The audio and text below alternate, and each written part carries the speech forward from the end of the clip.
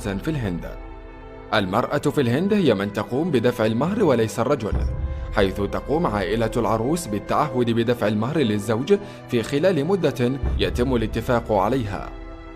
في عدة مناطق بالهند تستخدم المشروبات الغازية مثل البيبسي والكوكاكولا كمبيدات حشرية. يموت أكثر من 20 شخصا يوميا بالهند بسبب التزاحم الشديد في محطات القطارات التي تعد أهم وسيلة مواصلات بالبلاد. في الهند يمتلك البقر بطاقات هوية للتعرف عليها، حيث تقوم عدد من الولايات الهندية بإصدار بطاقات تعريف شخصية للبقر شأنها شأن البشر تماما.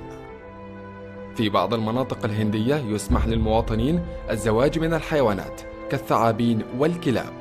العملة الهندية المعتمدة هي الروبية، وهي عملة مغلقة، أي غير مسموح للسائحين الأجانب مغادرة البلاد وهم يحملون معهم العملة الهندية.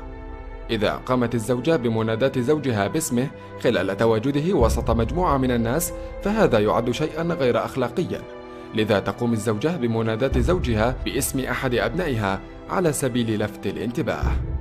تسجل الهند أكبر تجمع بشري في العالم كل 12 عاما، إذ يحضر ما يقارب من 100 مليون شخص هندوسي مهرجانا دينيا يسمى كومبا ميلا.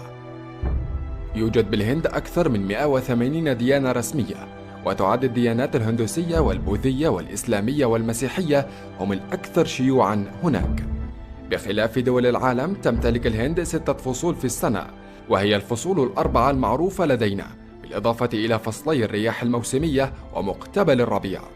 المدارس الهندية هي الأكثر ازدحاما في العالم من حيث عدد التلاميذ، وفي كثير من الأحيان تسجل بعض المدارس عدد طلاب يتخطى 10,000 طالب. يوجد في الهند 22 لغة رسمية، بالإضافة إلى أكثر من 1600 لغة أخرى يتم التحدث بها، وهي تعد أكثر دولة في العالم تحتوي على لغات ولهجات